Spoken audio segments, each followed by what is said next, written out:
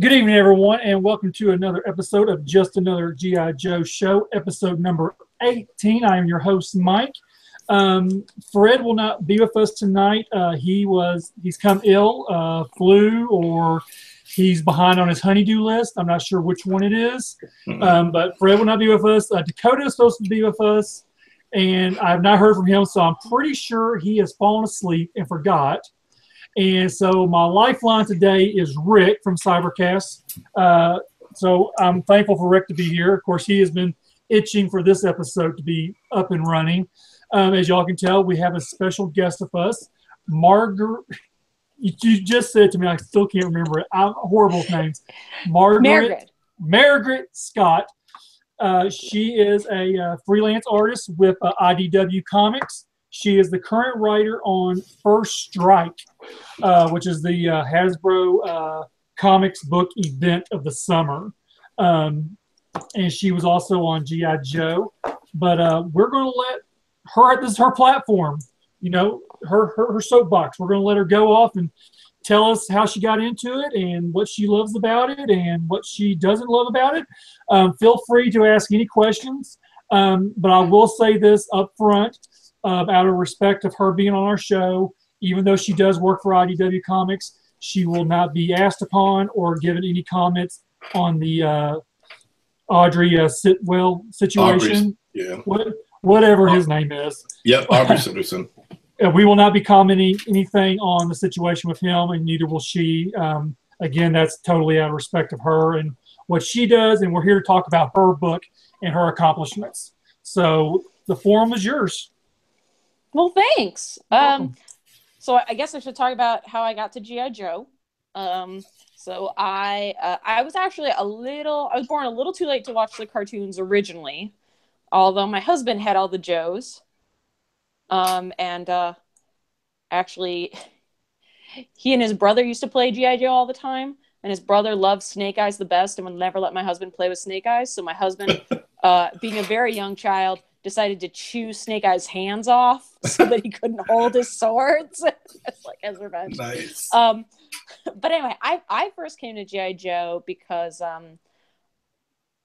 I was the writer's assistant on Transformers Prime, and our sister show was G.I. Joe Renegades. And they asked me if I wanted to become the writer's assistant on G.I. Joe Renegades. And I said yes.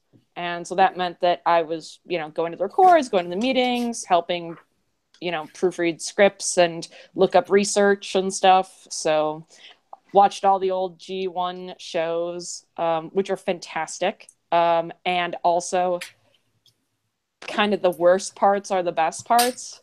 Like, I love that, no one actually could know that Timber's name is Timber. Does I don't know who told them, if Snake Eyes had a whiteboard off screen, and that one episode where Snake Eyes gets cancer and then it gets cured with an herbal soak. That's awesome. I love that so much.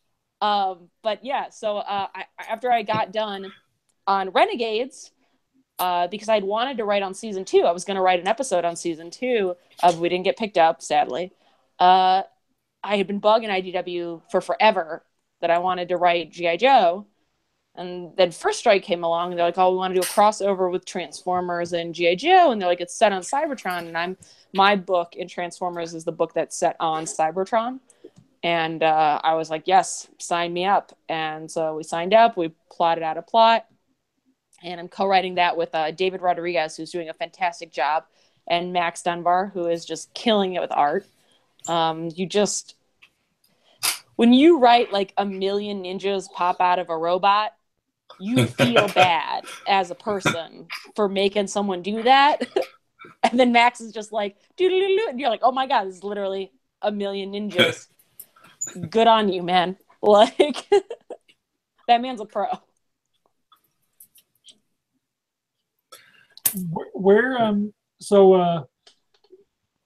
What prompted you to want to do more G.I. Joe?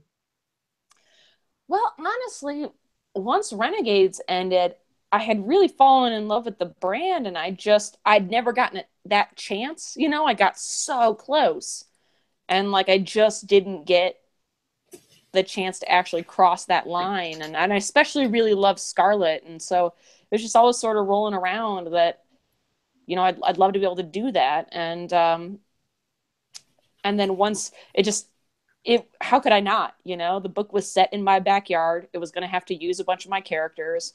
And it was this property that I always wanted to write. And it was kind of funny because the reason I ended up co-writing was the only problem was we started having to write it 2 months after I had a baby.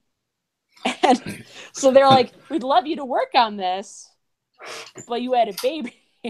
And so that's why I was like, I want to work on this. Can I get a co-writer to make sure we're not late?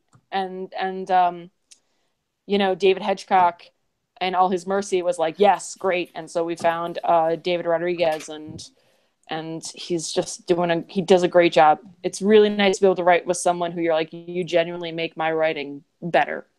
Yeah. You know, he does it. So it's been a real joy. How do you co-write? I mean, how does that actually work in some aspects? Yeah, well, so everyone's different. What we do is, because David and I both have day jobs, and I'd already written the outline. So I'd already sort of sketched out what was going to happen in every book. Okay. And then like what we do is we do kind of like a very kind of, it's kind of like a stupid technical thing where it's like, we'll take the outline and then we'll break it down into like, essentially like literally cutting and pasting like each page that this chunk of the story is going to fit onto, make sure that all looks good. And essentially like, we'll sort of pass that back and forth. Does that seem like that's going to need about that much time? Yeah, that seems that's going to need that much time.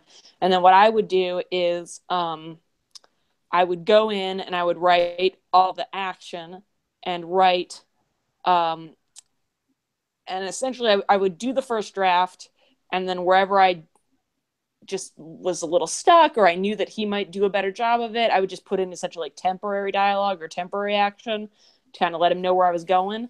And then I would hand off to him, and he would go back and he would fill in those bits, and then you know, tweak anything that he thought he wanted to tighten up or move around, and then he would hand it back to me, and then I would sort of do some final proofs, and then it goes off to the editors. So it was just sort of like a 3-step punch.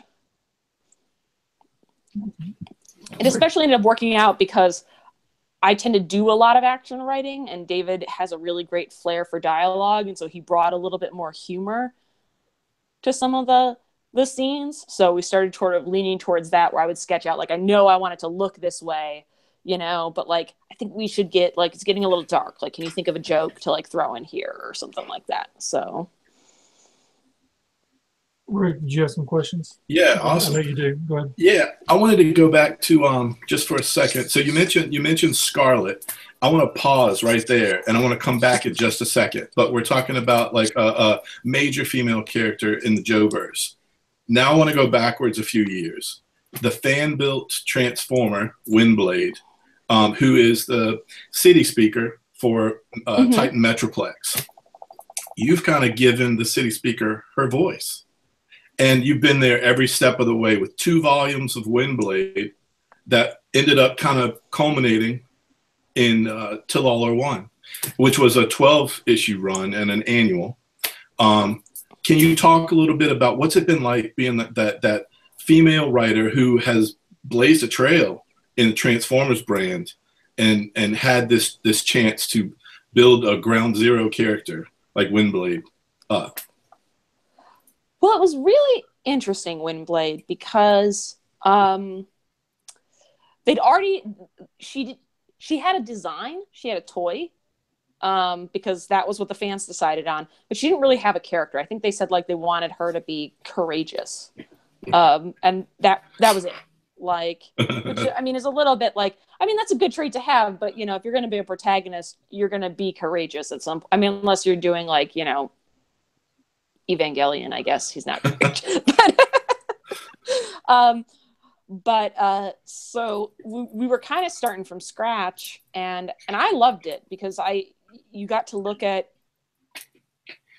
trying to use her design to see what kind of, essentially building a character from the outside in, where normally I build a character from the inside out, but like knowing what she had to look like and sort of where she had to live in the IDW continuity, and then like filling in, well, what kind of person looks like that and dresses like that and sort of lives like that, ended up being a really nice challenge. And we kind of, because she was such a big deal, I wanted to try and challenge myself as a writer, which is I just come off writing the Dinobots, and we wrote a very, very grim story. It was a grim story.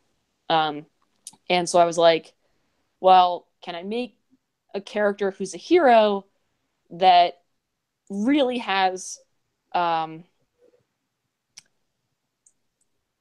I would actually want kids to emulate? You know, like someone who doesn't, like, can I write an action comic with someone who's not a great fighter? Like someone who is hopeful, you know, someone who's trying to work with other people. Like, what does that look like? Can I actually do it? And so the city speaker idea sort of became a way to kind of, first of all, for her to be able to interact with Metroplex in any kind of way, but also later it gave us a chance to tell different kinds of stories that you normally can't tell, because they just aren't visually interesting to watch someone, you know, it became a challenge to say, like, how do I write an action comic starring a diplomat? So, Right.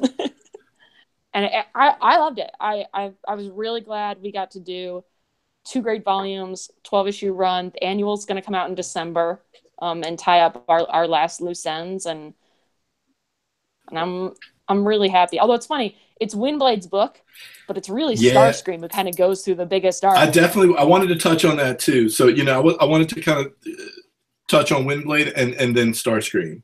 So after reading Till I've been a fan of your work. I've kept up with your work. But after Till All Are One, man, you were kicking some major ass in Transformers comics. I think before Till All Are One, and this is what I've heard from other folks too. He's roboting it. Well, he's talking about Transformers. Yeah, that's what happens. Get off topic. That anonymous with. You there? You there? You have to repeat it, Rick. You froze up completely.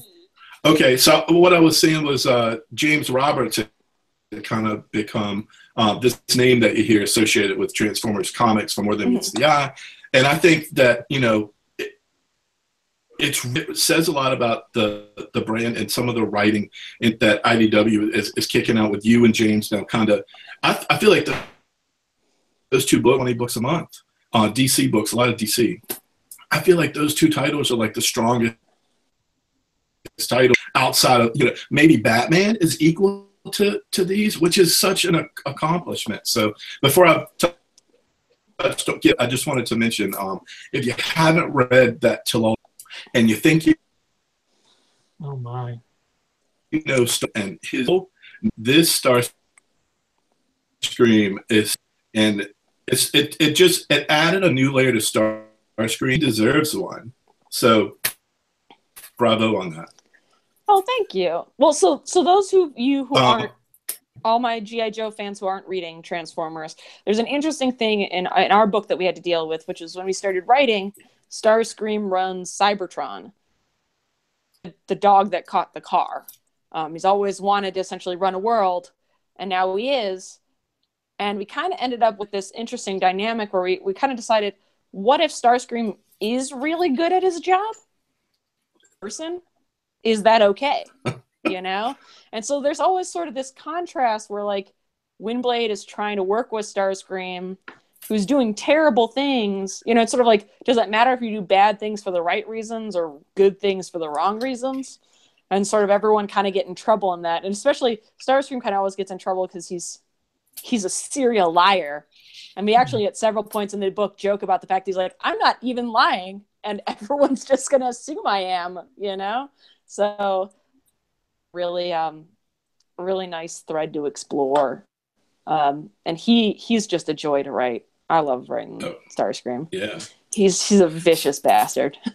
Oh yeah, he really is. So I wanted to come back to Scarlet. That's where I started. I know we got off on the Windblade. The Joe fans love the Joe stuff, so let's talk Scarlet for a second. Now she's the leader of the team. this Joe team. What makes Scarlet different, or her style of leadership different than, like, say, a General Hawk, whom, you know, old school Joe fans are kind of used to, or even, you know, Duke or Joe Colton for that matter? Well, I think there's a neat thing in, and it's funny, we kind of touch on it a little bit with Miles Mayhem, although we really shut it down pretty quickly. It's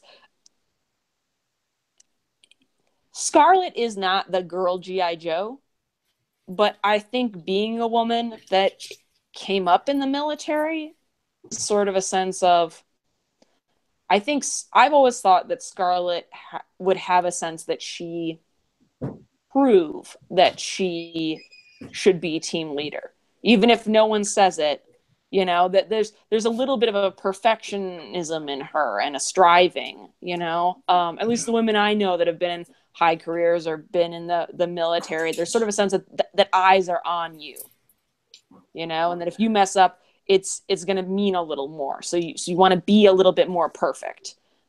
And that ended up playing really well in First Strike, because sort of Colton being this guy who really gave her a chance, you know, someone that really lifted her up, and sort of her being determined to kind of not to see him fall becomes a really interesting dynamic. Like, it's almost as if losing your hero, but what does it say about you if the person who sort of made you the person you are turns out to be evil, you know, at least in your mind. Yeah. And I also always liked that she had, like, the versions of her where she has more of an intelligence background, or she's a little bit more, there's something about whenever anyone's fighting with a ranged weapon where I think that they're a little bit more strategic minded, you know, like she's not just going to dive into the thick of it. And they're against Transformers in this book, so none of them are just going to dive into the thick of it against, like, a 30-foot tall robot. Right. But just those different things sort of build a worldview. Yeah. Question I have, looking at First Strike number 2, but you know they have the lineup list of all the characters in the book. When you were told that, you know, you were going to write First Strike, did they say, okay, this is your book, these are the characters you're only allowed to use, or do you have free range over all characters, or were you able to go and say, hey, can I use this character that we haven't seen in a while, or what? Well, so what we did was, it's so funny because I feel like everyone hears Hasbro and they're like, oh, you must have had so many demands, you know, but we got pretty free reign. How the schedule is that, you know, we come out of last year's event, which was Revolution, and I was at that summit. And at the end of that summit, we sort of stormed, like, okay, like brainstorm, like what might the next event be in, like, the broadest strokes. And Hedgecock had sort of mentioned, like, well, you know, we should probably, wouldn't it be neat to have, like, G.I. Joe on Cybertron, or to take over Cybertron, or just something in that vein. We're like, oh yeah, that would be kind of neat, great, cool. And we broke up and we didn't think about it again. And then he came back and he said, you know, we really do like this idea of doing something with G.I. Joe and Transformers, doing something with G.I. Joe on Cybertron. And what they did is that every writer whose series was going to go into First Strike sort of wrote up, because we started writing this in December.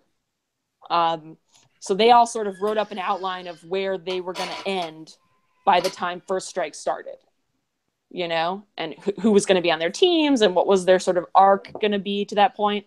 So me and Rodriguez, I guess it was just me at that point, like, plowed through all of that and figured out sort of like, okay, which of the Joes are on the team normally, which do I like, how many people do I want to be able to use, like, how do we cross over, because it couldn't all just be Joes, you know, we wanted to have some mass people, and we tried a few different combinations, but it ended up just being, you know, who did I think was the G.I. Joe book, and that I thought would sort of balance out well with, you know, fighting a Transformer or working with this story, and who I liked you know? So there was very little, there was no, other than that character is dead at the end of, by the time your book starts, there was no like, this person's off limits, you have to use this person. Okay. So yeah, so if you don't like the lineup, that's all on me. But you should like the lineup because it's awesome. Well, the reason I asked that is that, like I told you before, you know, I collect comics. I just have not read up on so many in a while. But you know, before you came on, like I said, I had read number 2 and number 3 of First Strike, and you know, I can't remember number 1 off the top of my head completely, but I'm pretty sure I do. But I didn't know Destro was going to be in this, and Destro is like my all-time favorite. Right? That was a little bit because he was big in Renegades, and I was like, "Can I get Destro? Can I put Destro in there?" Destro and I don't know. like, I'm Scottish, and I'm like, Destro. I love Destro. Yeah, Destro is the man. Now, when writing it, and you have to forgive me on that for sure. Issue 6. Well, good. There's What a needs to moment be here in then? issue 6 for Destro where someone was like, who's gonna do, me and Rodriguez were back and forth, we're like, who's gonna do this impossible thing, like who has the guts, like, and I was like, Destro's got the guts, like Destro's gonna do it. Right, I got you. Yeah. Awesome. When writing this, knowing that you had wrote Transformers and other stuff that has led into this series, and knowing that different people write differently, are you using the same characters? Do you write them differently as what that person had done, or do you try to stay towards what they were going towards as that character's background or per se? Our goal was to,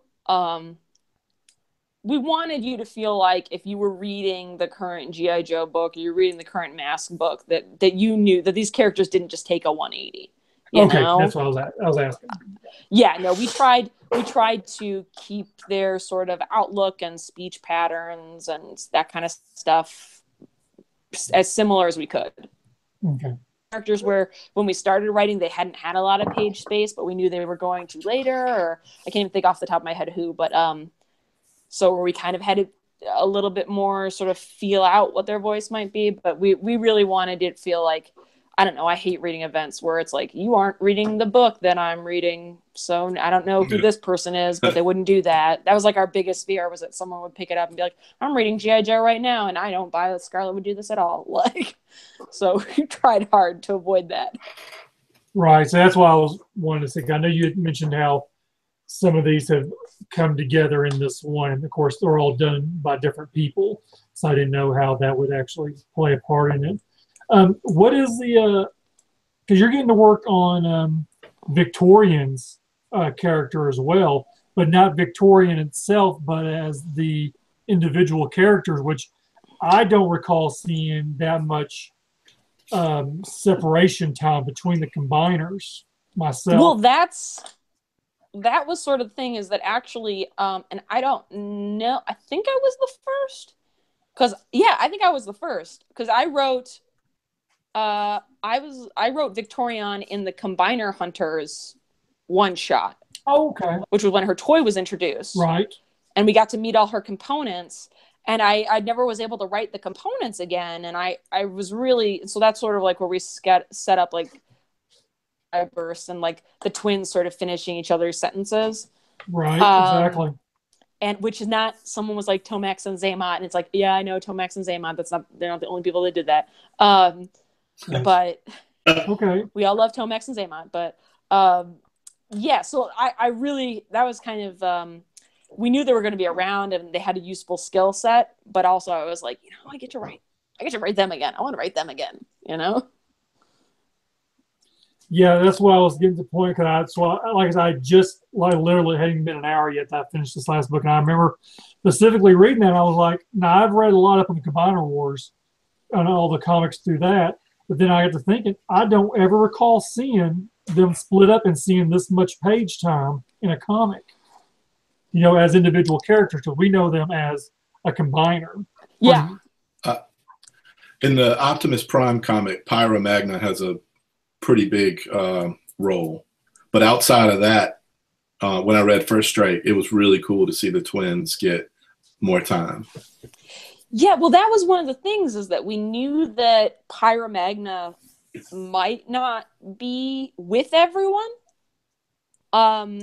So we weren't sure. So we were like, okay, let's not have Victorion be combined.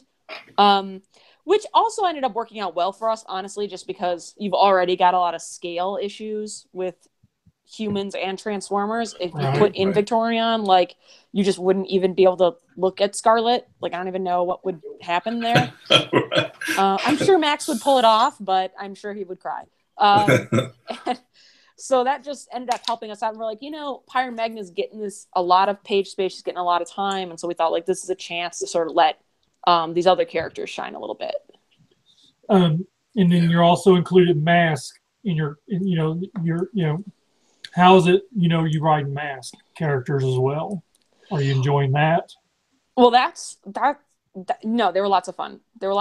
And David had written on the Mask annual, which will actually come back into play in First Strike. Oh, hints. And I gotta say, though, I was a little nervous with Mask just because Brandon shops at my same comic book shop. And so I was like, make sure you read the script and we're doing okay with them. Like, they seem right. Like, I was like, if I screw up his characters, he's going to be so mad. And all my Wednesdays will be so awkward.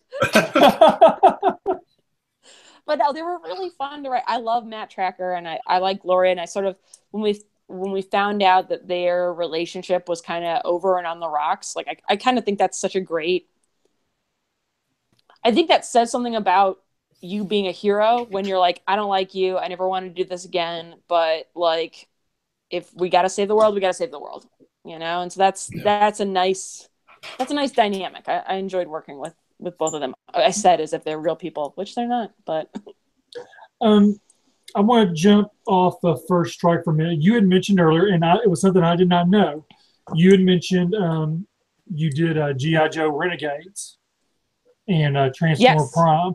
So, and just let me make sure, because I'm old, I got to catch up on this. So you were the writer on the TV shows? Or was it the comics? I was the writer's assistant. On the Renegades cartoon. And I was the writer's assistant. And I did also write some episodes on the Transformers Prime cartoon. Okay, so when you say writer, what is a writer's assistant? You have to excuse me. I have a high school education. Yeah, no. And got drunk in college is all I did, so I don't know what all that entails. It's kind of just what it sounds like. So the idea is that G.I. Joe Renegades had 2 senior writers, and then the third came on. So it was Marty Eisenberg, Henry Gilroy, Greg Johnson, and they would generate ideas, and we bring in freelance writers to write scripts. And sort of as the assistant, it was my job to, take notes on all the meetings and to know all the lore, so that if we were like, oh, we want to introduce this person, we want to introduce that person, what are they like? Well, and I could be like, oh, they're like this, they're like that, or oh, that person was used over here, or we got a note saying we can't do such and such. And G.I. Joe was kind of that cartoon. There's this thing called broadcast standards and practices, which is like, the reason you can't shoot someone in a kid's cartoon, like the movie ratings people, but for cartoons. And G.I. Joe was a hard show with them. We got a lot of notes on that. Well, I was thinking, we're always having to figure out like another way to do something. Right, because I think y'all started off Renegade. Spoiler report that was that they pretty much made you feel like they killed Ripcord in Renegades. Yes. So when you mentioned that, I'm like, well, hell, they made you feel like they killed someone off at the very beginning of the whole, like the first episode or second episode. But then they brought them back way later in the series. Yeah. Well, remember, there's a joke I like to tell people, which is that BS&P or S&P is not about morality. It's about liability. Mm-hmm. So it's not so much you can't make it look like someone died, although that raises question marks. It's we don't want a kid in Iowa to poke his brother's eye out and say he did it pretending to be Duke. Okay. So that's sort of the thing. where were these people at when they killed Prime in '86? Then, because no one cared back in '86. I know they ruined my childhood. Damn it! But yeah. Oh yeah. Well, So that was a free for all. right. So you're a writer's assistant on Renegade throughout the whole series, correct? Yeah. Yeah. And now you said you wrote 2 or 3 episodes for Transformer Prime. Yes. Yeah. Which ones were those? Do you remember off the top of your head? Yeah, I did Stronger Faster, which is when Ratchet went on steroids. I did Hurt, which was when Miko kills someone. Which was, I can't believe they let me do that, but they did, and it was great. It's my favorite episode to this day. A 14-year-old girl kills a Transformer. I did, I believe I did one of the very early Sideswipe episodes. I did one with Wheeljack. I always think of it as the Jurassic Park episode because we had like the Predaking in the episode, and there was a scene where like he's chasing them through a series of tunnels, and it was like I remember thinking I really want that Jurassic Park shot where like they're riding through the tunnels and you see him in the side view mirror. Right. Yeah. But I think that's it. And what was that first one again? That's what I remember. What was the first one? Stronger, Faster. I know one was called Hard Knocks. I think the Sideswipe episode was Hard Knocks. And then why can't I remember the name of the... I'm so terrible with titles, and none of my stuff ever gets to keep its real title. And so I like never remember any titles at all. Well, that's cool. So when you're a writer and you're working, so at that point, is that still IDW? That was Hasbro. So Hasbro, yeah. So were you technically working as a freelance through them as well, or were you employed through Hasbro? Well, at that point, because I was working as an assistant, I was, everything's weird in Hollywood. So my day job, I was employed by Hasbro Studios. And then when I would write a script, I would write that as a freelancer as my night job. Gotcha. So. I got you. Now, since you did work for Hasbro Studios, did you ever meet any of the talent behind the voices in any of them? Yeah, I had to go every week, and that part of my job was to make sure that the scripts got recorded properly, and that if they wanted to tweak any lines, that everyone knew that had happened. So yeah, I went to every record. Oh, really? Everyone? Yeah, every single record had to go to all of them. Which for the Joe cast was like, I mean, for the Transformers cast it was great, but like, oh man, the Joe people loved each other so much, and they had like. That was so much fun. So much fun. There is an episode of G.I. Joe Renegades where Duke goes to his parents. And if I'm correct, he told me he was the voice of the father. His name was David Kay. Does that sound familiar to you? No, I don't think David Kay was his dad. I thought we got the original. I thought it was Michael Bell. I thought it was it was Michael Bell. It was Michael Bell. Because, do you remember David Kay doing anything?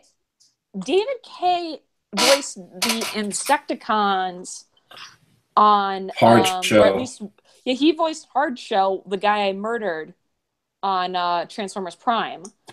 And it was amazing. I remember that because he actually did a thing where they had like they were like really monstery looking, and to get the voice, he stuck 2 of his fingers in his mouth while he talked. And I remember thinking that was amazing. Right. But no, it was Michael Bell who was the original voice of Duke. Came back and did Duke's father, and I believe the original voice of Scarlet was Duke's mom. I think you're right. So how was that meeting? History between for characters who have never you weren't around to see on TV as a child at first, but that was great. Well, first of all, if I remember right, Michael Bell was wearing camo, like he was wearing like a camo like sort of like a Hawaiian shirt, but it was like a camo print, and I remember being like, yes, that's awesome. But no, he was such a nice guy, and they were really nice, sweet people. And they had so much fun. And I remember our cast was a little nervous because like whenever you meet the actor who like originated a role, it's always a little nerve-wracking. Right. And they just made everyone feel super at ease, and it was great. It was great. Man, I miss those records. Yeah, It's well, really since you mentioned how, the Joe fan base, how they all are towards each other, if you get time to, you should come out to JoeCon next year, which is going to be the final JoeCon at Chattanooga, Tennessee. Oh, really? Yeah, with Hasbro pulling the license from FunPub and going to do HasCon. Yeah.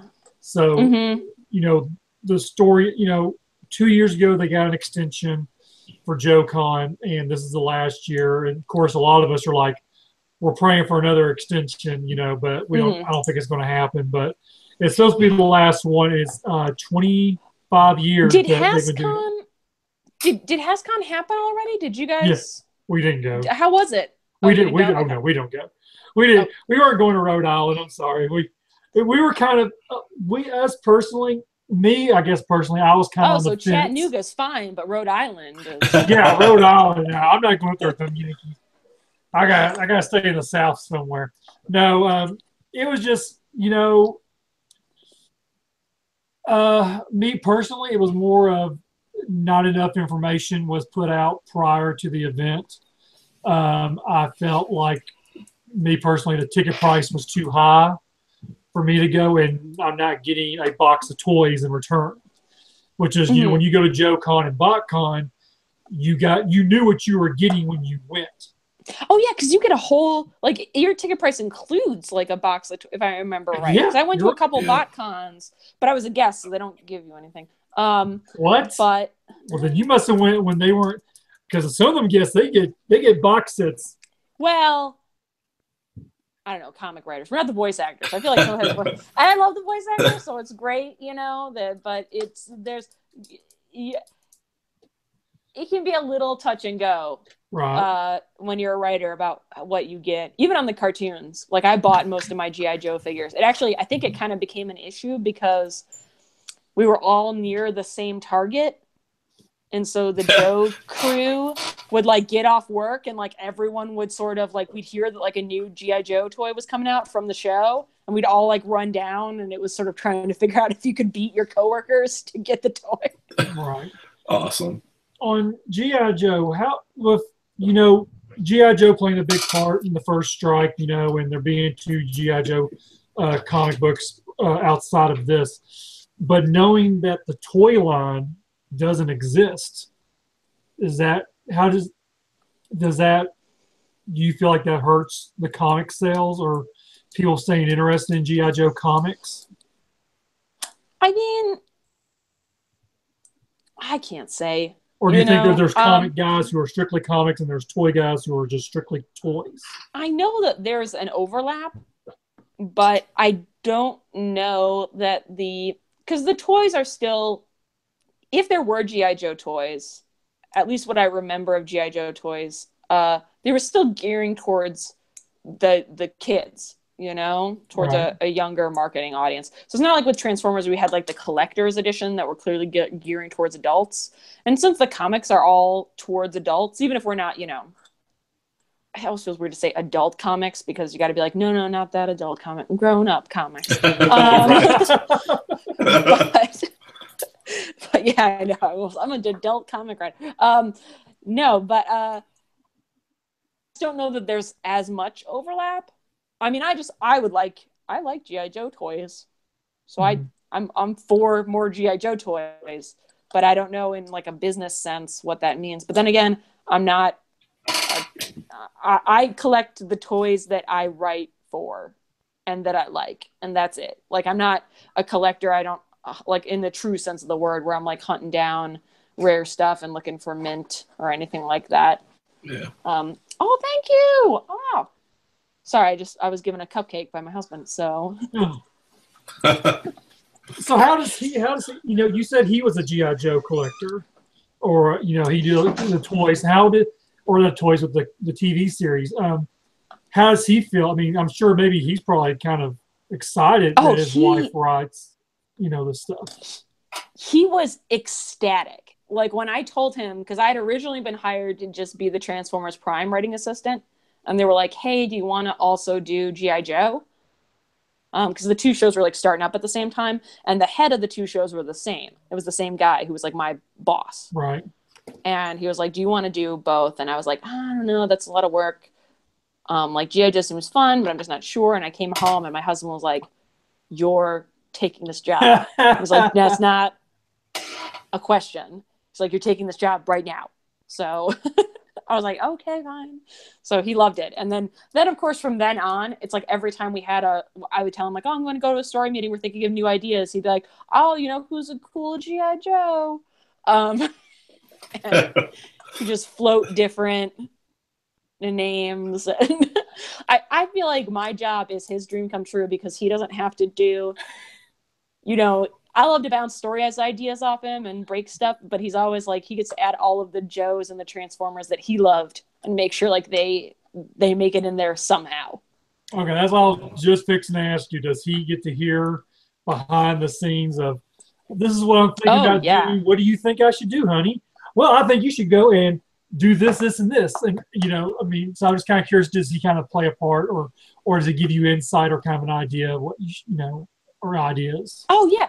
Well, I mean, it's a thing, especially in comics where, you know, in TV, you're working with more of a group and there's more input. There's more steps.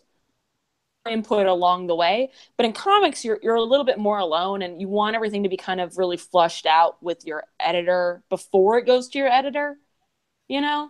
So they're kind of there to make sure that's like, no, we can't, like, to put the brakes if something's going in the wrong direction. But especially with IDW, because they like to be very, and I don't want to say hands off like they're not doing a great job, because they have done a great job, and there have been times where like my editors have been there for me where I'm like, I just don't know what to do or where to go with this. And they're like, they've done an amazing job, but they want to be really hands-on. They don't want to dictate any more than they have to. So it's up to you just to generate all these ideas and sort of, you got to bounce them off someone.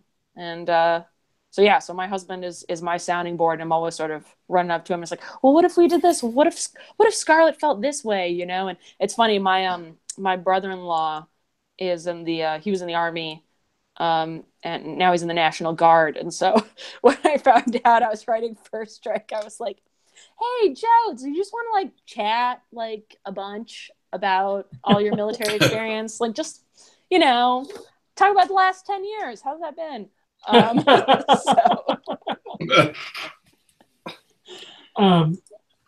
As far as I got a brain fart. Rick, you got more questions? I should have wrote this crap. Absolutely. Go ahead, ask away. Yes. So we talked about Scarlett and some of the good guys and some of the good guys on the mass team.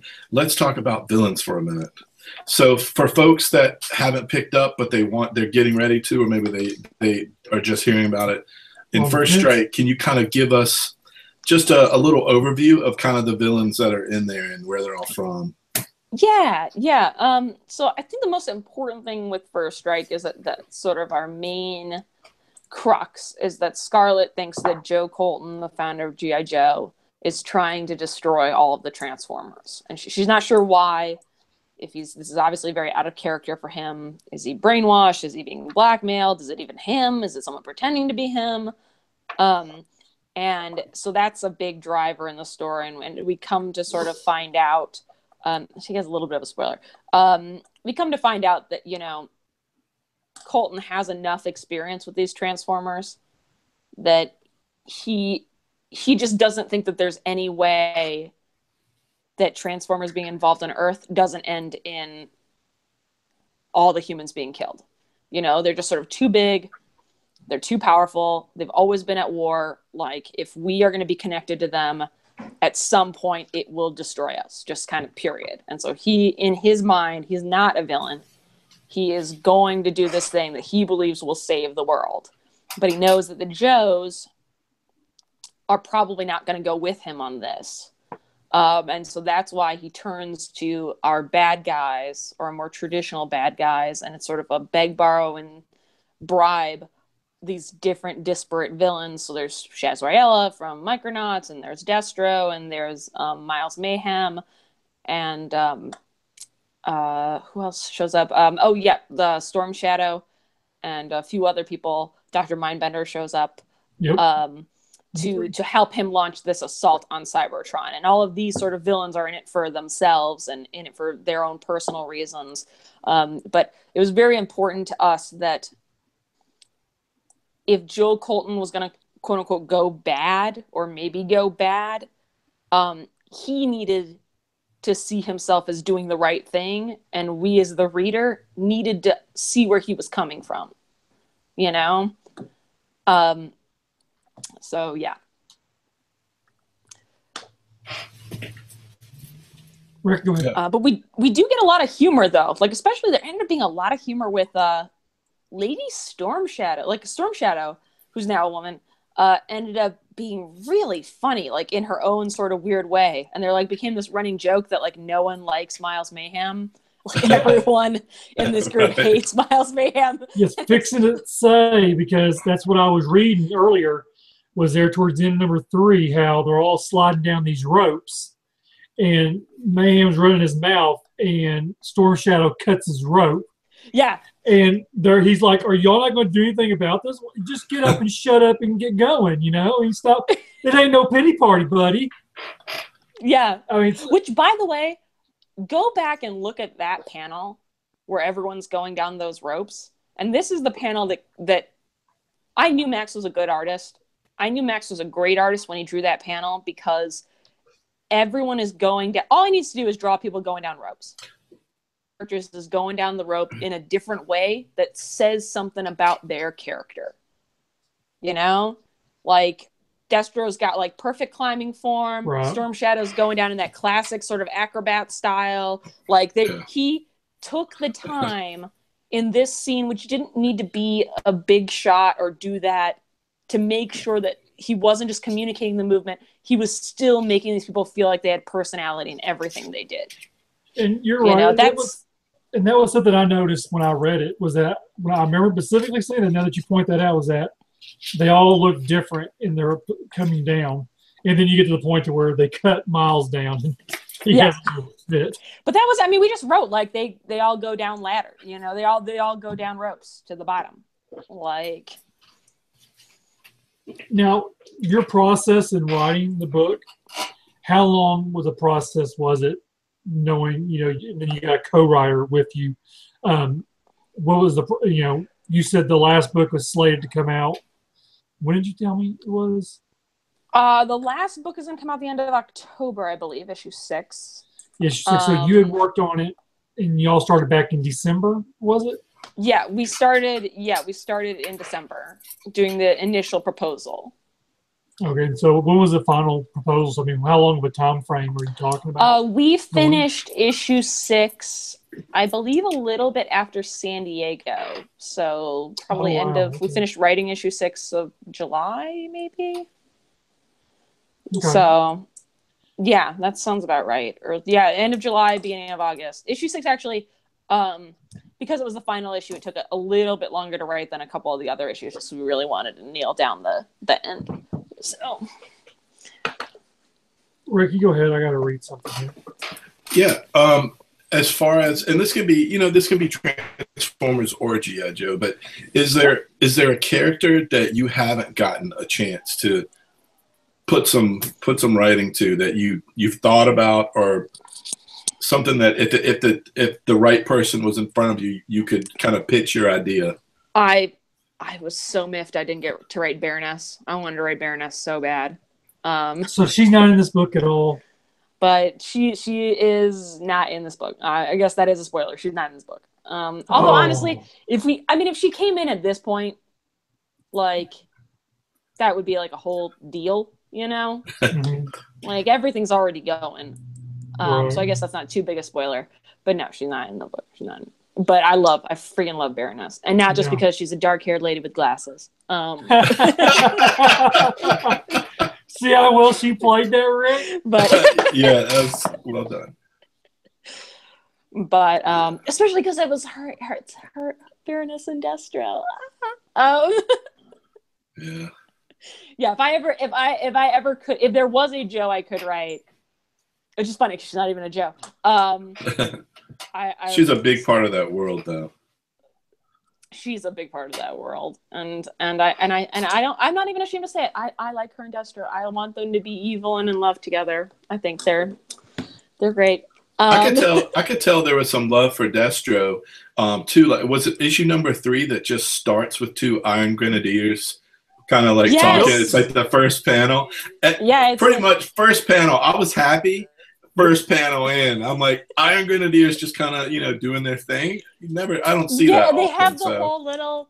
I've always wanted to write something like that where it's because they used to do that all the time. I think it was like Claremont's run of X-Men where you'd have like 2 like Hellfire Club Hellfire Club, yes. It'd be like, I'm this close away to paying off my mortgage. Really good for you, Jim. Like, and then like Wolverine would drop in and stand. Yes, totally.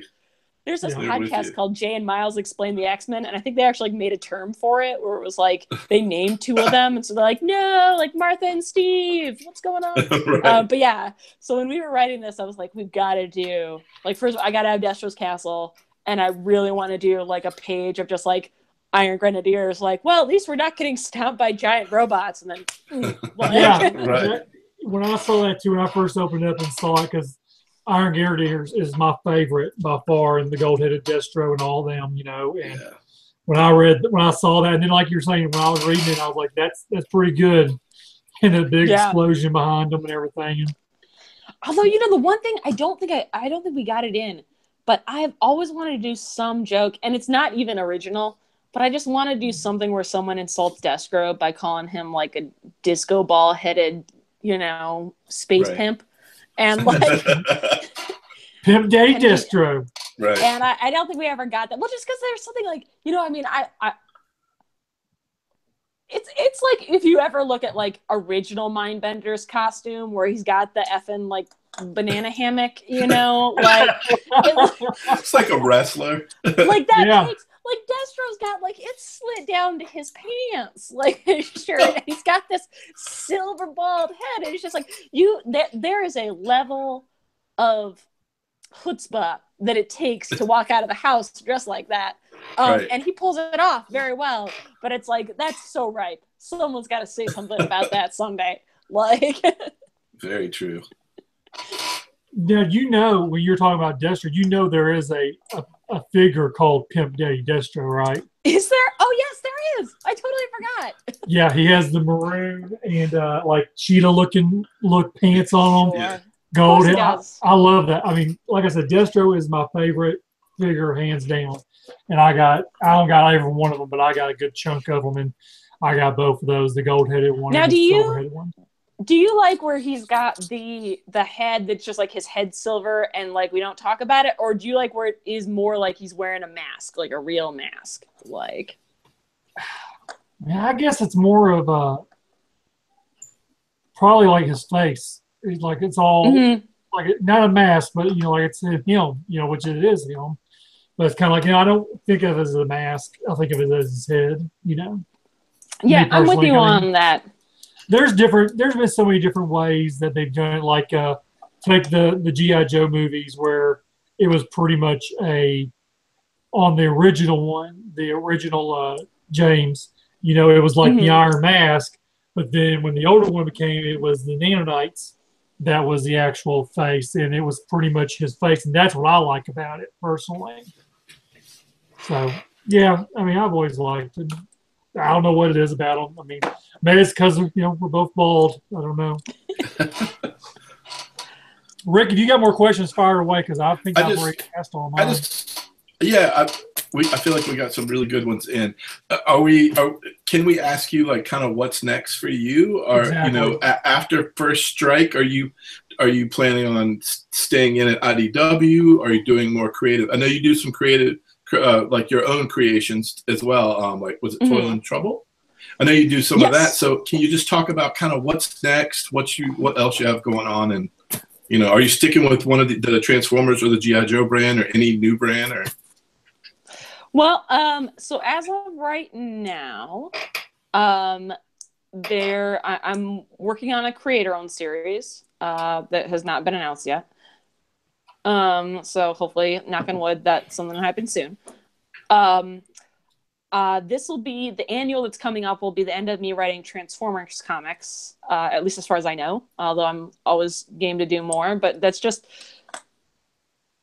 I know that people are like, "Oh no, did they?"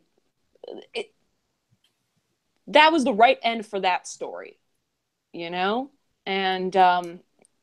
that's sort of always the weird thing with comics is that in theory the stories can go on forever, but I kind of don't want to go on forever with a story. I like when stories is like, nope, this is a good spot to end, so someone else can come and take up the baton. So like, I'd be open to writing more Transformers books. I love the franchise. I always love the franchise. There aren't any plans right now.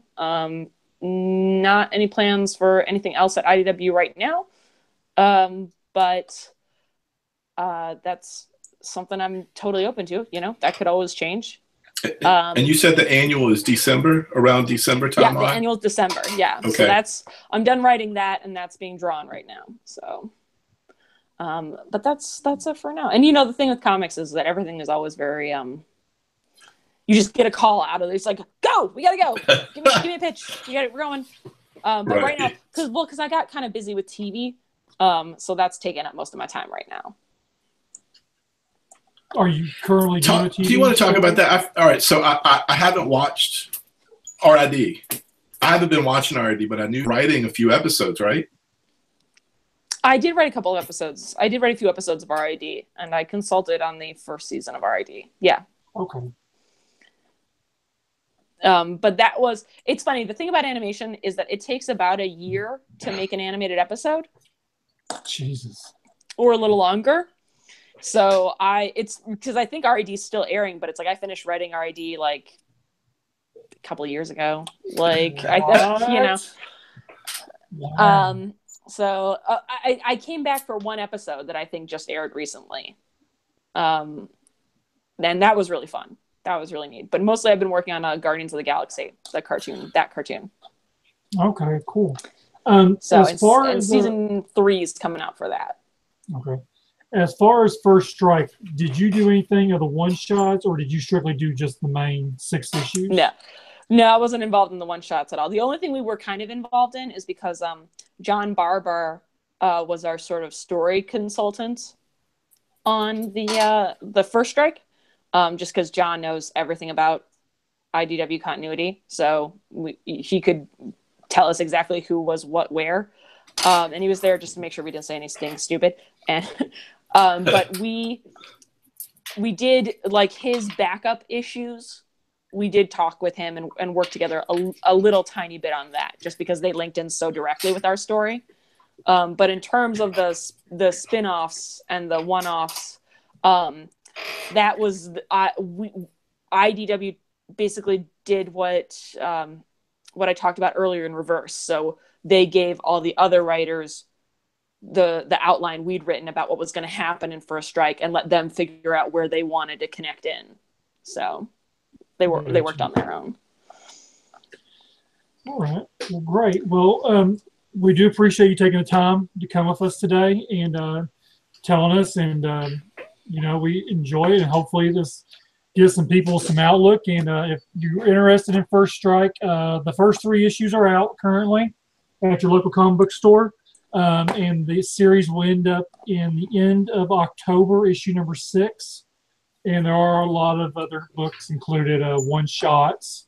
And then the last month in December, there is doesn't say what it is, just says classified number 1. So apparently that's a cover, not supposed to know the name of it. But thanks for the insight, because I really did not know that you had did Transformer Prime, and you did Renegades and Guardians of the Galaxy and RID. So that's why I was writing down the story titles. I'm going to go, because I got the whole seasons on DVD. I want to go back and check those out now. Oh, great. Yeah.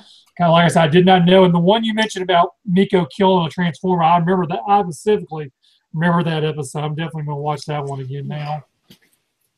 Yeah, it was funny when I was writing that, because I'm so bad with titles. When I was writing that, I was listening to, remember when Johnny Cash covered the 9 Inch Nails song Hurt? Oh my goodness, yes. Yeah, that's the song I was listening to, and so the episode ended up being called Hurt. Gotcha. Because I was like, oh, I don't know it. And I was like, well, we'll go with this.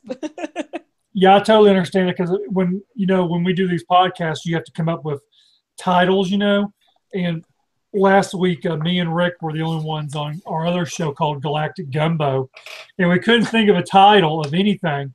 So I was kind of like, okay, what was it, Rick? A too sexy bald guy or bearded guys? Too sexy bearded guys.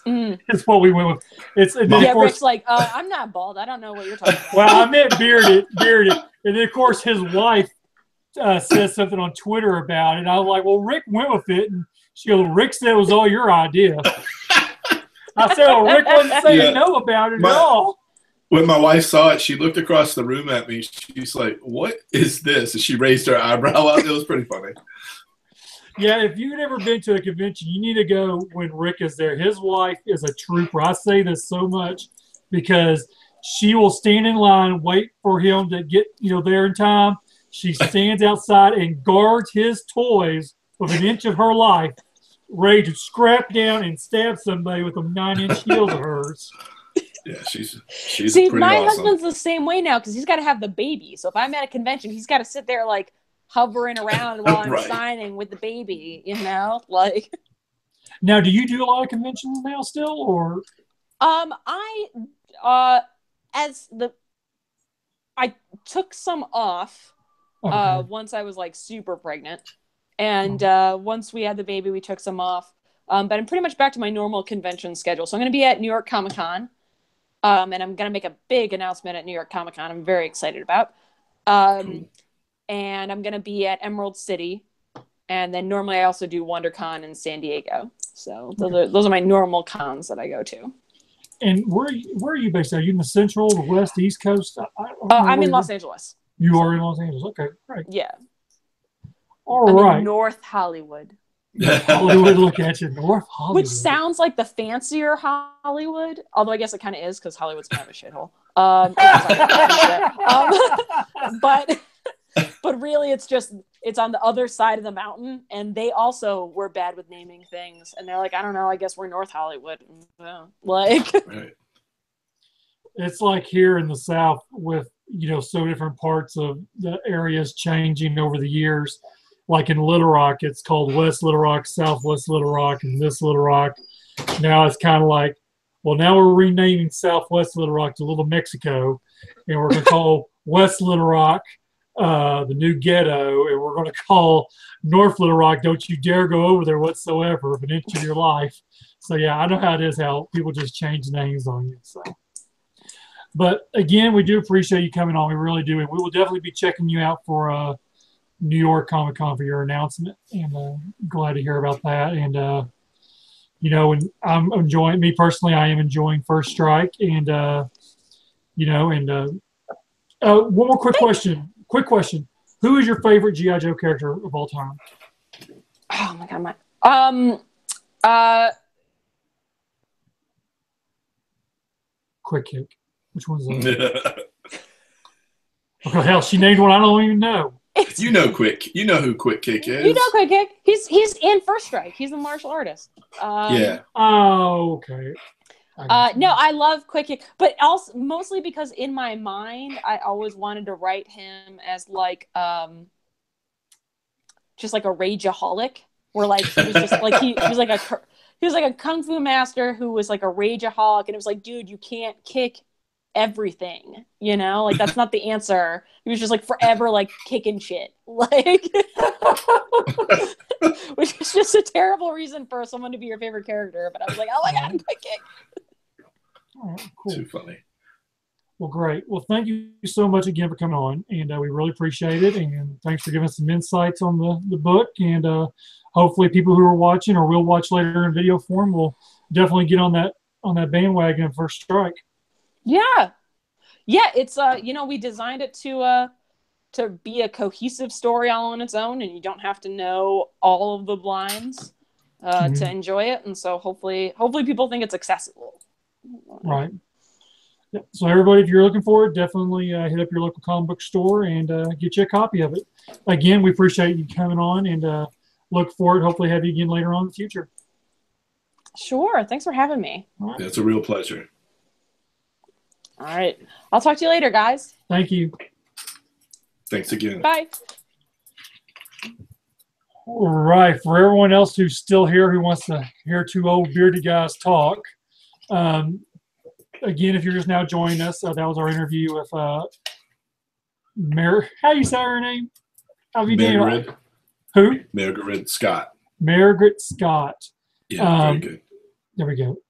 And we appreciate her coming on the show. And so we will talk about, we're going to go to screen share here in a minute, but Rick, you got some new stuff from G.I. Joe this week, didn't you? I think I saw some pictures.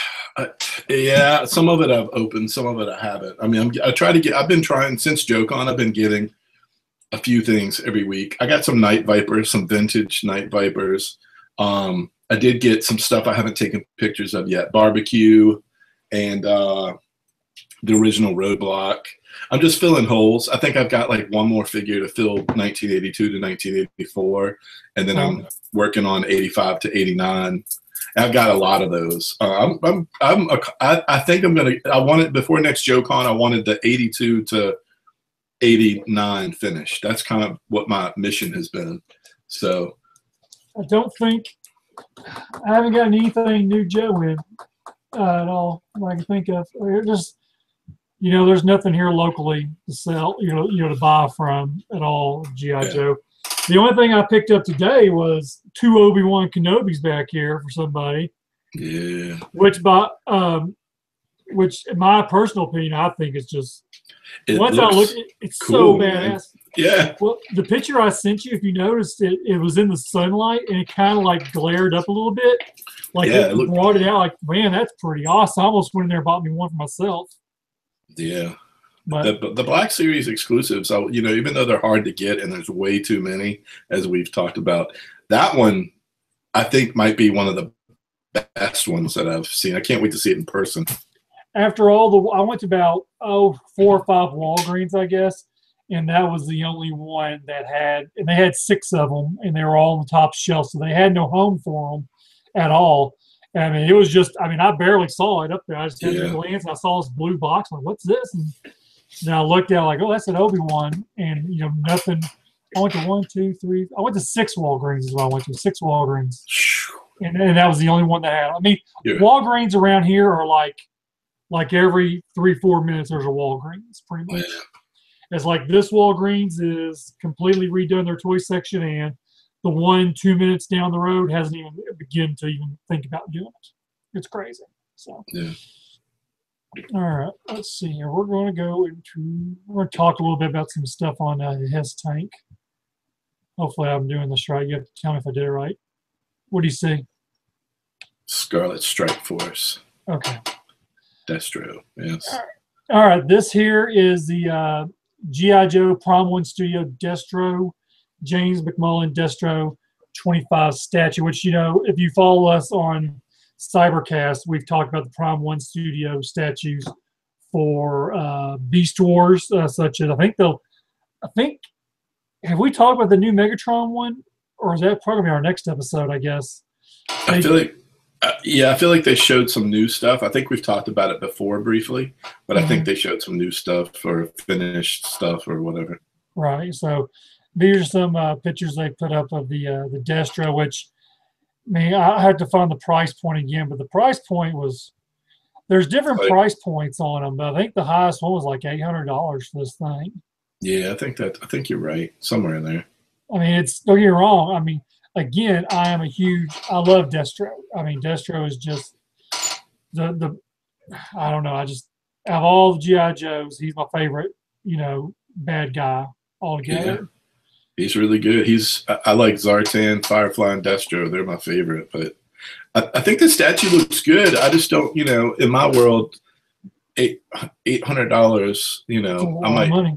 It is, and you got to be real choosy about which item you want to drop that on. I've got the Sideshow 12-inch Destro, and I'm cool with that. And that one cost me like less than, I don't know, $180 or whatever. So. Yeah, I almost picked. I'm trying to think. I was trying to remember if I was down. I think it was Big Bad. No, it wasn't. It was Dallas Vintage Toys had one back in their old shop, and I almost got it, and I didn't. Now I wish I would have, because they're so hard to come by now. I think that's it on that one. And then we'll scroll back down here to. Actually, let me see if I can find it. Here we go. Here's the price point. So 27 inches, limited quantities worldwide. One alternative exclusive portrait exclusive version only. Retail price, there's one for $749 and $800 for the other version. Yeah. Edition size, I'm not sure what that is. Prototype sample shown. Yeah, so it's pretty pricey, I will say the numbers are really low on this. So, depending on what happens with G.I. Joe, you know how that goes. Low numbered items, even G.I. Joe items, it might not be a bad thing to have. Just depends on what's next for G.I. Joe, Exactly. So. And then here's what they're talking about for December 2017 in the solicitations of Diamond Comics. Scarlet Strike Force. So this is going to be well after First Strike is over with. And they pretty much have already they've already shown the covers for these comics. And, we know there's a lot of dissatisfaction on the writer of this. But these things, as we talked about with Miss Scott about how long it took her to write about First Strike, they started pitching back in December of last year. So this has been going for a while here. So as far as, people who have a problem with it changing up, it's probably not going to happen because they're probably pretty much got it going, pretty much already. It's a done deal. So let's see. That's Real American Hero. And then Scarlet First Strike. This is the cover B. Again, this here, let's see what they're fighting these. Gosh, we're just Cobra Commander, brand new Cobra Commander, trying to conquer Earth. Apparently something along with these little army ants. So I'm not sure what this really is. So I mean, it'll probably be something interesting. And army ants is what someone had mentioned on here. Yeah, army ants is what. So we'll just have to wait to see what happens on that, I guess. I mean, that's just something totally different that I have not seen. Let's see what else. For you custom people, this here I really like.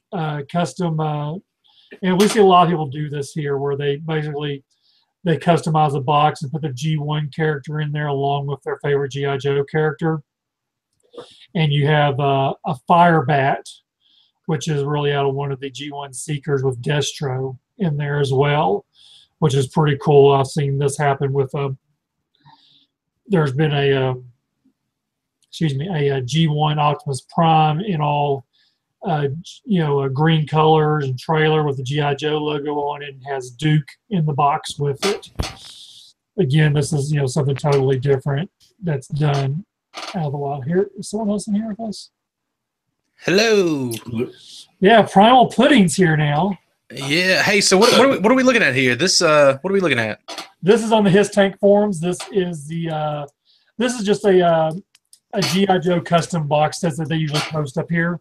Oh man, I thought this was like kind of legit, and I was starting to get happy because I would love to have Joes and Transformers kind of packaged together. Dude, let me tell you what, man. Let me take a look here. Now I wouldn't want this bad like G1 toy, but I wouldn't mind like if it was one of the classic Seekers, Right, like a Thundercracker. Or no, just the classics Thrust, the Generations Thrust or whatever that came out. Oh, okay, the new ones. I got you. If it was that package with Destro, oh, dude, sign me up. Like that reminds me of some of those comic covers from the Revolution days. I think they were the E covers or something like that, or the D covers.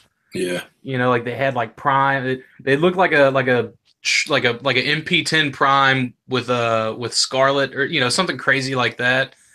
I thought those would have made some really cool like HasCon exclusives. And then you had like Oh man, you had Rom with someone else. Anyways, they were just neat. So, like I've always liked this idea. If they were exclusives, You might still see it. I mean, we know what's next is they're trimming the books, but they're combining the characters into the book. So it's not over. It's all that connected universe. You might still see them. Guru Planet has pre-orders for FSS and club exclusive figures. This is something that normally happens. Usually, Guru Planet puts up pre-orders. You can either go this route to get the individual character you want, or you can just go ahead and buy the whole subscription service and sell off the ones you don't want. Like I need to subscribe to the club so I can get my rock and roll. Yeah, you need to do that. I'm already getting him the. You want a dojo? Yeah, I want a dojo. Yeah, all right, that's a dojo sold. I think everything else I'm keeping, unless somebody just has to have my windmill. I don't want windmill. I think windmill is very, very ugly. Let's see. For people who didn't know, on his tank they posted this was the file card from HasCon. From the Legends dinner, I believe, is where they got this up. I wonder, this is on a G.I. Joe. The front of it looks like my friend Walter picked me this up when he got me the RC. I don't have it; it's across the room. But the front of it is a Snake Eyes and Timber package art. Oh my god! It's the package art, and then the back of it is all the legends that were there. It's really cool. I would so display it with the Snake Eyes and Timber art like that. Oh man, I would love that. Let's see if I can find the picture. I think they had that up here on. And then I think we talked. I'm seeing all this stuff on his tank though. Like I didn't see anything for the Transformers stuff. I didn't see any of the special stuff there. For what? For yeah. Oh, because no one really posted it anywhere, to my knowledge. Yeah. Let's see if I can find his tank. Oh, people who this is something we need to talk about real quick. Girls of the Finest. We had Joe Colton on 3 or 4 episodes ago, and they actually hit their goal and kind of destroyed it by $4,000. They were originally trying to get $8,500. They ended up with a little over $12,000 for their calendar coming out at the end of the year. I did the one where I got the calendar, the cards, and a few other perks, I think, is what it was. Let's see if I can find that. I'm going to find it. It was posted here on Front Page News, I think, Dakota. You still there, Dakota? I mean, that's fine either way. Like I was just saying, there's some of those old school card arts that I would love to have in a 11 by 17 poster, and the Snake Eyes and Timber would just be great. Yeah, I can't find that. I'm surprised. Surprised our boys over at 3D Joe's haven't done there. Would there be some kind of copyright? No, actually, Carson was invited to HasCon kind of at the last minute, I think, almost within a couple, 2-3 weeks maybe, and he played a part in the HasCon dinner and all that stuff as well. Yeah, I just think it would be so cool. I was looking on their website and I was like, oh man, I would pick up card art for, the V1 Snake Eyes and the V2 Snake Eyes. I would love to have those framed up in my room. Maybe a couple other characters as well. If you haven't bought the 4 volumes that Carson's put out from the 3D Joe's, you should. If you're a package art person, you should pick them up, man. They're really nice. They are. I actually saw them at JoeCon. I did not pick them up, but I did flip through them. It's kind of like the thing. When you go to JoeCon or just anything in general. Hold on a second. I'm getting lost on what I'm trying to do here. Hold on. We're sidetracking you. Oh no, it's just Fred will tell you I am not the world's best in doing this by any means at all on screen share. But it's kind of like when you go to a JoeCon and you're on a limited budget or really no budget at all.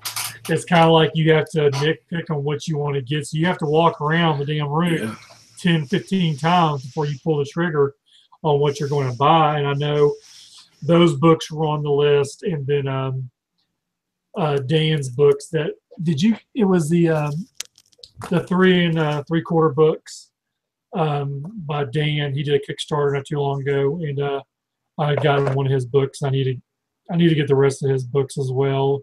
They're real, file cards and stuff of that nature. Really good history in his books as well. Good story books with that. Yeah, it's kind of like when you walk around JoeCon, you have to just keep walking around until you're like, okay, that's what I want to get. I had someone message me a few minutes ago asking me about a JoeCon hotel. As far as I know, the hotel block is not sold out, or we would have heard from the club by now, I would think, on that.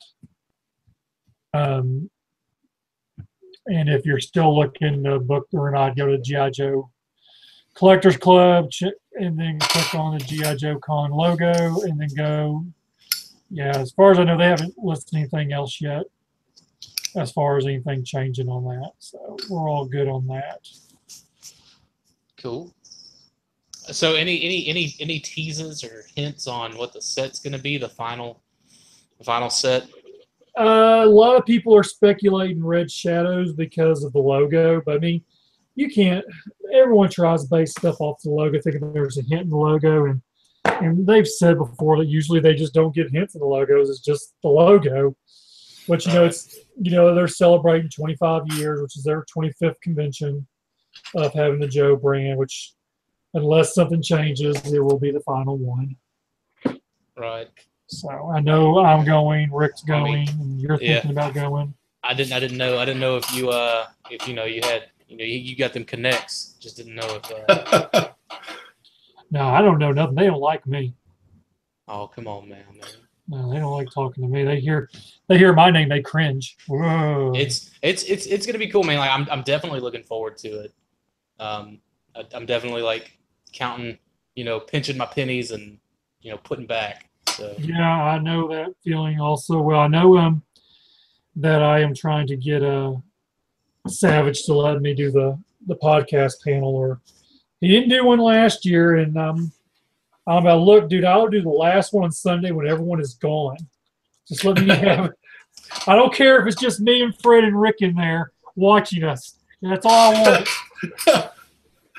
It'll just be us. We'll just sit there and shoot the shit for an hour, and then the lights will turn off, and they're like, JoeCon's over. Get the hell out of here. I like this. I mean, I like what you were doing last year and stopping everybody as they were coming out of the rooms and kind of. I thought that show was a lot of fun.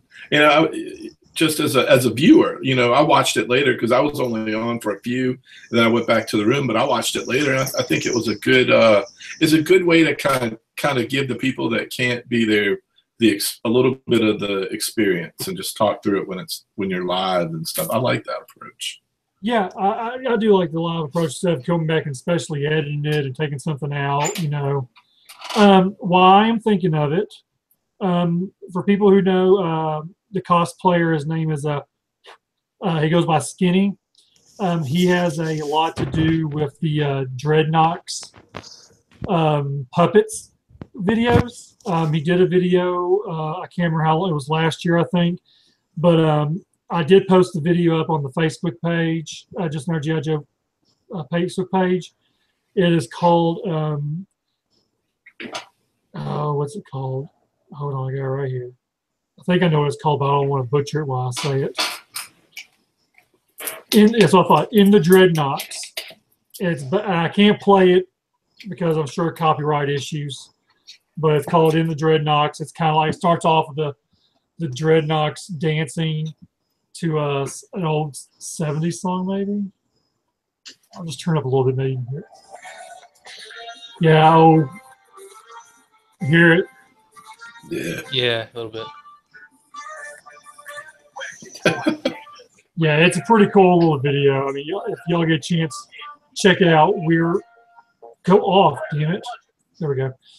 We will probably have Skinny on again in a couple episodes, maybe. We are going to. Fred has another artist, or not artist, another writer, I believe, lined out for 2 weeks. But I don't know all the details on him and his criteria yet. I get all that together before I announce it. But yeah. So, Cool. Dakota, have you picked anything up new for GI Joe this week? The last month or so? As far as Joes go, I think that Revolution, the Revolution set was the last thing I got. Like, I've had my eye on a couple of things, but then some other things will pop up, and like just other stuff has to go to the back burner. I did just rearrange my Joes recently to where they. Oh, did you? Yeah, they've got a lot more kind of shelf space now. They got some room to breathe. So Yeah. I feel you. I'm just ready to get rock and roll from the club. I wish it was like the comics, like the Best Friends with Skywarp rock and roll. Right. But I can certainly make it work. Freaking AC/DC shirt with a cigar hanging out of his mouth. Oh, that'd be so cool. I would love that. Now I was going to say, what was I going to say? Something I was going to say. Threw my distraction off. Damn it. Oh, for people who didn't know, on the 20th, Hasbro Toy Shop threw up the rest of their HasCon exclusives, which they did include some more of the Missile Command set, which sold out instantly, and I believe the Revolutionary set that sold out pretty instantly as well. So those are gone from Hasbro Toy Shop. As far as I know, pretty much gone, period, I think. Now, we had all kind of speculated that Revolution set, because I think a lot of us, a majority, really enjoyed it. So the fact that it sold out, post SDCC, it didn't sell out at SDCC, but it sold out post SDCC, at HasCon itself, and after HasCon. Do you think we'll see another go at that with different characters and stuff? Hopefully, as long as they give us different characters. Yeah. Yeah, I characters hope so. are more I really hope so. characters. Yeah, because that has me pumped. I'm happy. I'm so happy it's sold out. Me too. We talked about a lot of stuff. With the HasCon stuff itself, like the convention itself, everybody's heard kind of like our thoughts on that, and we've heard what people thought about it. But outside of just the convention, that connected universe stuff, that box set, I think was an eye opener as to just how I do feel about the connected universe, and I'm like ready for more. The idea of getting a Visionaries character, a Mask character, a Renegades Joe, a Transformer, Rom, like it was a great idea. I'm really glad that they did the toys and not just the books. If it had just been the books with nothing at all as a collectible, I don't know if I would have enjoyed it as much. That box set really helps. I like the putting my hands on the stuff. Like, we're all toy guys. So, prior to them announcing that, like, I was looking at just a plethora of Marvel and G.I. Joe 3 3/4 inch parts and stuff that I could throw together, my own Action Man and my own ROM. And then, they came out with it, and I was, it's not the ROM that I wanted actually, but like, hopefully, maybe they'll go ahead and make that ROM that I want. And I've got my Action Man, and it's gonna look great with my Takara Cup whenever it comes in. It's just awesome. So I hope we'll see some cool stuff like that. Like a Garrison Blackrock and all that other neat stuff. I hope that with the future stuff, I would like to still see it's almost like the Transformer stuff too. Like I want that G.I. Joe that we grew up with, but as a side piece to that, just kind of like this connected universe stuff is really cool and conceptual, and the kind of box sets that you can put together that just feel fresh. I like that too. Like, I think there is a place for all the original, whether it's Sunbow or the Hammer comic that we all love, or the connected universe. I think there's a place for it. Right. Really do. I had a question here a few minutes ago from Brad. I was just gonna say real quick, since we were kind of on the topic of where the toys were being sold. Do you think that there will be like we see that the HasCon RC packaging and all is coming to Toys R Us. Do you think the same's going to be said about some of that other stuff, or do you think that's just happens to be a one-off? What's that, RC? Yeah. Did you even say RC? Did you know me to say RC? Is that what it was? Do what? No. To my understanding, I bet you that. You mean, are we going to see more stuff at the store like we did see at Like okay, so we're seeing HasCon. You know, that's going to be a Toys R Us exclusive. Like, do you think that there's a possibility of the Missile Command set popping up, you know, on Toys R Us? Looks like it's got a 2x limit as well. You know, so like that's why I was, you know, thinking maybe it'll pop up. No, because I think they had already planned to put RC out in mass retail. They said from the get-go it was an early release. They've never said anything about one other item since then. Yeah, I got you. But I mean, then you have to keep it that way, because if you start mass producing all this stuff to go into Toys R Us or anywhere, then people are not going.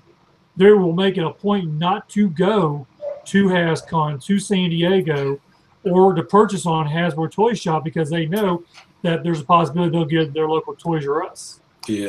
And it makes more sense for RC too, because she's like a companion piece to the stuff that's already on the shelf sitting in there. Right. The other stuff is just a redo from a Sears catalog, and then you make the big Revolutionary set an exclusive. That makes it a lot better, in my opinion. You know, make it exclusive because you don't want people to be all, you know. Yeah. I mean, don't get me wrong. Like, you know, I prefer exclusives. Like, you know, most of everything that I have is some kind of a convention exclusive. I just didn't know. You know, like we knew RC was coming out, but I was like, you know, I got to looking at it and said, okay, it's got the convention packaging. It comes with the Ultra Magnus, which, you know, everyone said, oh, it's not going to come with Ultra Magnus. The retail version won't. Blah blah blah. So that, you know, that's why, like, I wasn't too terribly sure. That's so funny. I'm glad you brought it up before I did. I want to know how butthurt the people who paid $80 are. Oh, I know a couple of friends of ours that are, which he didn't pay 80, but he still paid over. Someone said they paid $80, and I'm like, dude, you should have waited. That's crazy. And that was before it hit Hasbro Toy Shop. Everything was still at HasCon. Well, I'm just going to pull the trigger. I'm not going to wait. Blah blah blah. Dude, I'd wait. Oh, man, I lucked out. I got mine on Hasbro Toy Shop, which mine is not even shipped yet. But people, I bullshit you not, were saying they got theirs the next day or the day after that. They were already getting theirs in the mail from Hasbro Toy Shop.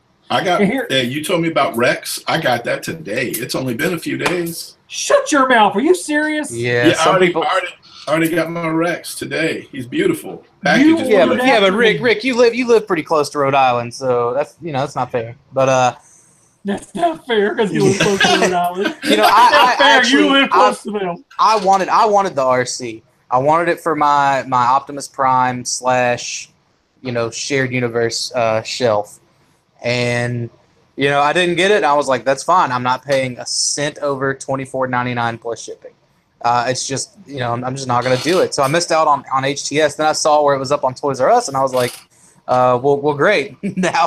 now I don't have to, you know, pay a cent over $24.99. I could just wait for it to show up on Toys R Us, and I'll be done. But, you know, a mutual friend of all of ours, I think he paid 30. I don't know if he paid 35 shipped, which if he did, that's a good deal, or if he paid 35 plus shipping. So still, it's only $10 above retail. Yeah, and you know, like a lot of people were saying, oh, well, the Ultra Magnus is carrying that set. I was like, are you kidding me? No way is the Ultra Magnus carrying that set. People want a Headmaster RC. You know, like Yeah. You know, Headmaster Don does. Headmaster Don was a tickled pink. They should have sent him. They should have sent him one for free. Yeah. That, like, honest to goodness, they should have sent him a Headmaster RC for free. He's been begging for that for since years. I've been going to BotCon. Yeah, I feel like I was in my 20s when he started asking. Yeah. Well, he had asked the Hartmans about it. Like, he's told the story who knows how many times, but he asked the Hartmans about it through that like old collector magazine, and that's when they said like, yeah, it was going to be a Chrome Dome retool or whatever. And I think later on Hasbro kind of showed off that concept, and that's whenever he was just like, when are we getting it? when are we getting it? When are we getting it? So, yeah, man. If anything, they should have sought him out and sent him one. Yeah, they should have, but they probably didn't. But yeah, I'll keep an eye out because I find it even more funny is that it's going to be released October 5th, which is like 2 weeks. Now, I wonder if that's going to be a store only or an online or an online. Both. It's going to be both online and store. It's going to be both. Yeah, like I told you in that text message, I'm going to find them all and put them all in layaway because that's a gold mine waiting to happen, guys. You wait and see. Yeah.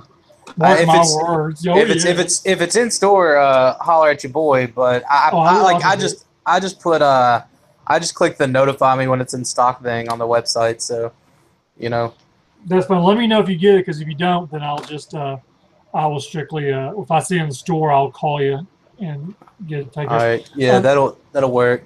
The question I had here, Brad had asked me about going to. He's catching the podcast for the first time live. He usually watches it afterwards. Thank you. Appreciate it. Also, any chance you go to iTunes eventually? I'll be honest with you, I wouldn't know how to even do that.